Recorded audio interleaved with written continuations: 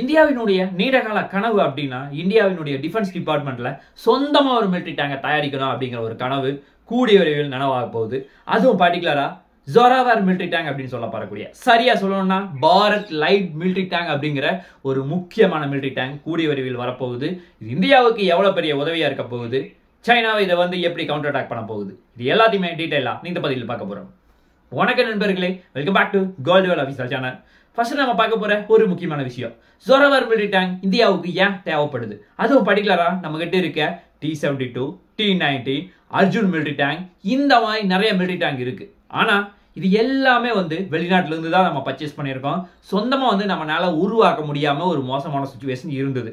அதை over come பண்ணி வர்றதுதான் இந்த ஜோராவர் அப்படிங்கிற ஒரு முக்கியமான மிலிட்டரி டேங்க். சொல்லா இதனுடைய வெயிட் பார்த்தா இது வரைக்கும் நம்ம கிட்ட இருந்த T-72, T-90, அர்ஜுன் இது எல்லாமே 25 30 40 50 68 டன் வரைக்கும் ரொம்ப வெயிட் ஜாஸ்தியா இருந்துச்சு. பட் இது எல்லாத்தையுமே உடச்சி அடிக்கிற மாதிரி ஜோராவர் அப்படிங்கிற மிலிட்டரி டேங்க் 25 டன் எடையில ரொம்ப வெயிட் கம்மியா சொந்தமா இந்தியாவில் தயாரிச்சிருக்காங்க.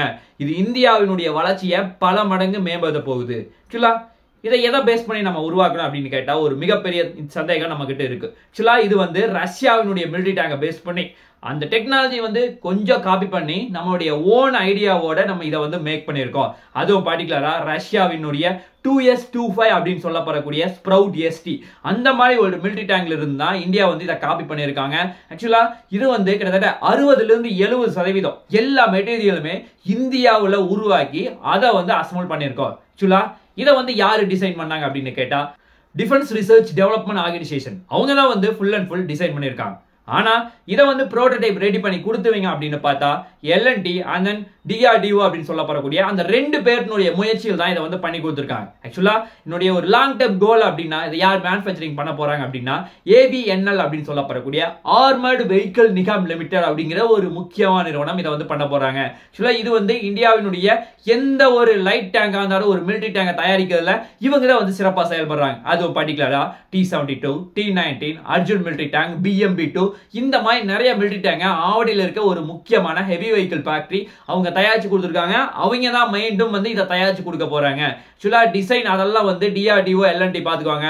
தயாரிச்சு கொடுக்குறீங்க இவங்க ஃபுல் அண்ட் ஃபுல் இவங்க தயாரிச்சு மட்டும் கொடுக்காம MRO அப்படின்னு சொல்லப்படக்கூடிய மெயின்டெனன்ஸ் ரிப்பேர் இந்த மாதிரி ஃபுல் அண்ட் ஃபுல் ஃபெசிலிட்டியும் இவங்க எல்லாமே இந்தியாவுக்கு அசம்பிள் பண்ணி ரெடி பண்ணி கொடுப்பாங்க. அதுதான் இதுல இருக்க ஒரு முக்கியமான பாசிட்டிவா பார்க்கப்படுது. ஆக்சுவலா இப்போ இது என்ன கண்டிஷன்ல இருக்கு அப்படின்னு கேட்டா 2025 எண்டிலும் போது இது full and full prototype complete பண்ணி டோட்டலா கம்ப்ளீட் பண்ணி முடிச்சிருவாங்க. 2027 இருந்து நமக்கு பயன்பாட்டுக்கு வர்றதுக்கு நிறைய வாய்ப்புகள் இருக்கு. ஆக்சுவலா அதுவும் சரியா சொல்லணும்னா 2026ல புரோட்டோடைப் எல்லாத்தையும் கரெக்ஷன் பண்ணி 2027ல பயன்பாட்டுக்கு கொண்டு இந்தியாவினுடைய உள்ள அதுவும் பர்டிகுலரா நம்மளுடைய மலைப்பகுதியில லடாக் மாதிரி பகுதியில கொண்டு விடுறதுக்கு இது ஒரு மிகப்பெரிய பாசிவா இருக்கும். ஆக்சுவலா நம்ம கிட்ட இருக்க இந்த அர்ஜுன் மிலிட்டரி டேங்க் எல்லாம் பாத்தீங்கன்னா சமதளத்துல மட்டும்தான் யூஸ் பண்ண முடியும். சரியா சொல்லணும்னா டெசர்ட் பகுதி ராஜஸ்தான் மாதிரி பகுதியில மட்டும்தான் நம்மளால யூஸ் பண்ண முடியும். இதே ஹை ஆல்டிடியூட் பகுதி சைனா மாதிரி கவுண்டர் அட்டாக் பண்ணணும், அதுவும் பர்டிகுலரா Type 15 அந்த மாதிரி மிலிட்டரி டேங்க் எல்லாம் இருக்கு. அதை நம்ம கவுண்டர் அட்டாக் பண்ணணும் அப்படின்னா இந்தியாட்ட இருக்க ஒரு முக்கியமான ஒரு ஆப்பர்ச்சுனிட்டி, ஒரு முக்கியமான வெப்பன் தான் நம்ம இதைத்தான் சொல்றோம். அந்த அளவுக்கு ரொம்ப முக்கியத்துவம் வாய்ந்ததா இருக்கு. அதை தாண்டி இந்தியாட்ட எவ்வளவு மிலிட்டரி டேங்க் தான் நம்ம கரண்ட் சிச்சுவேஷன்ல அவைலபிள் வச்சிருக்கோம் அப்படின்னு பார்த்தா சரியா சொல்லணும்னா கிட்டத்தட்ட 3500 3600 மிலிட்டரி டேங்க் இது வரைக்கும் நம்ம அவைலபிள் வச்சிருக்கோம். ஆக்சுவலா இது எல்லாத்தையுமே ஓவர் கம் பண்ணும், அதாவது எல்லாத்தையுமே ரீப்ளேஸ் பண்ணும். உடனடியா ரீப்ளேஸ் பண்றதுக்கு கண்டிப்பா பாசிபிள் கிடையாது.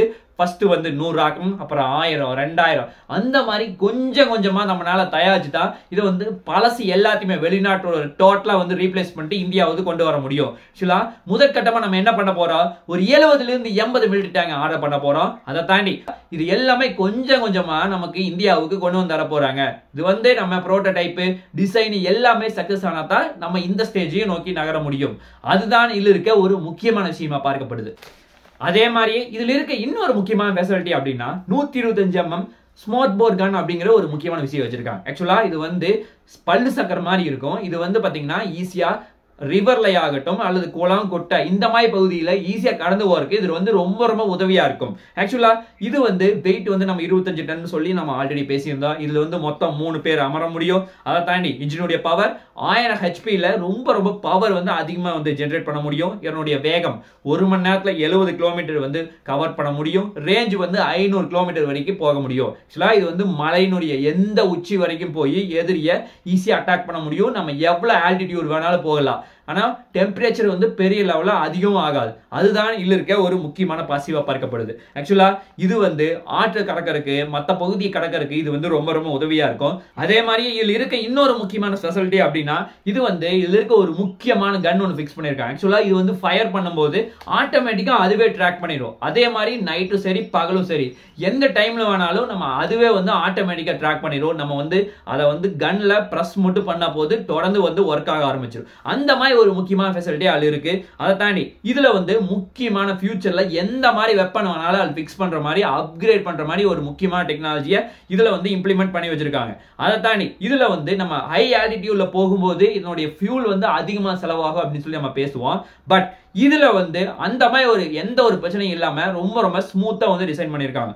அதை தாண்டி இதன் மூலமா அதாவது நம்ம எக்ஸாம்பிளுக்கு இப்போ சென்னையில இருக்குன்னு வச்சுக்கோங்க, இதை வந்து நம்ம லடாக் கொண்டு போகணும் அப்படின்னா நம்ம ஒரு ஹெவி வெஹிக்கிள் ட்ரக்ல கொண்டு போகுது அப்படிங்கிறது இயலாத காரியம். அதுவும் நிறைய வந்து சிக்கல்கள் ஏற்படும். ஆனா அதுக்கு பதிலா C17 அப்படின்னு சொல்லப்படக்கூடிய ஒரு குளோப் மாஸ்டர் இருக்கு. அதை தாண்டி C13 அப்படின்னு சொல்லப்படக்கூடிய இன்னொரு ஏர்கிராஃப்ட் இருக்கு. இதன் மூலமா நம்மளால ஈஸியா வந்து ஒரு பகுதியிலிருந்து இன்னொரு பகுதிக்கு கொண்டு போறதுக்கு இது வந்து ரொம்ப ரொம்ப உதவியா இருக்கு. அந்த அளவுக்கு ரொம்ப ரொம்ப பாசிட்டிவா வந்து இதை வந்து டிசைன் பண்ணி வச்சிருக்காங்க. அதே மாதிரியே இந்தியாட்ட T-72 வந்து கிட்டத்தட்ட 20,000 யூனிட்டுக்கு மேல இப்ப கரண்ட் சிச்சுவேஷன்ல அவைலபிள் வச்சிருக்கோம். T-90 பீஸ்மா அப்படின்னு சொல்லப்படக்கூடிய ஒரு மிலிட்டரி டேங்க் வந்து கிட்டத்தட்ட 1200 இருந்து 1400 யூனிட் வரைக்கும் இது வரைக்கும் நம்ம கையில வச்சிருக்கோம். அதை தாண்டி அர்ஜுன் MK1, அர்ஜுன் MK1A இதெல்லாம் சேர்த்து ஒரு 250 யூனிட் வச்சிருக்கோம். ஆக்சுவலா இது எல்லாத்தையுமே ரீப்ளேஸ் பண்றதுக்காக தான் இந்தியா இந்த மாதிரி ஒரு முக்கியமான முயற்சி எடுத்திருக்காங்க. ஆக்சுவலா இந்த T-72 அப்படிங்கிற ஒரு மிலிட்டரி டேங்க் எப்போ வரைக்கும் வரப்போகுது அப்படின்னா இப்பவே வந்து கிட்டத்தட்ட லைஃப் வந்து முடிஞ்சிருச்சு. இன்னும் சுருக்கமா சொல்ல போனா இன்னொரு 10 வருஷம் 2035 வரைக்கும் நம்மளால அதிகமா வந்து அது வரைக்கும் சமாளிக்க முடியும். அதுக்கப்புறம் கண்டிப்பா அதை வந்து ரிட்டையர் பண்ணிட்டே ஆகணும். அதுக்குள்ள வந்து நம்ம இது எல்லாத்தையுமே ரொம்ப அட்வான்ஸான டெக்னாலஜி உள்ள கொண்டு வந்து ஆகணும். அதை தாண்டி T-90 வந்து 2035 வரைக்கும் அதுவும் அது வரைக்கும் தான் வரும். அது வந்து மறுபடியும் இன்னும் கொஞ்சம் மெனக்கட்டினா 2045 அந்த ரேஞ்ச் வரைக்கும் கொண்டு வரலாம்.